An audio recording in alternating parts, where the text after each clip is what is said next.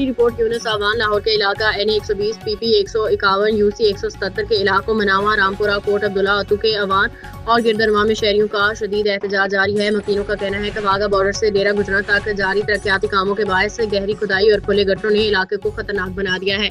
मुकामी समाजी सियासी शख्सियत मीर मुख्तार के मुताबिक गुंजान आबाद और आबादी में खुले मैन होल्स और गटर किसी भी वक्त बड़े हादसे का सबब बन सकते हैं, जबकि बच्चों और खवातीन को शदीद मुश्किलात के सामने है। मुजाहिरीन ने इल्जाम आयद किया कि मुतल्लिका अफसरान को बारहा सूरत हाल से आगाह किया गया मगर कोई मौसर कार्रवाई नहीं की गई। शहरियों ने वज़ीर आला पंजाब से फौरी नोटिस लेने, हादसा से कबल हिफाजती इक़दाम यकीनी बनाने की अपील की है। ये सीनियर साफ़ी भाई यूनुस अवान साहब, ये है बाजार सजाद पान वाला के साथ। इस दिन पीछे तो ही तो पीछे हो, क्या वकूआ हुआ है इधर, क्या वकूआ हुआ? बच्चे कितने डिगे ने अज कल?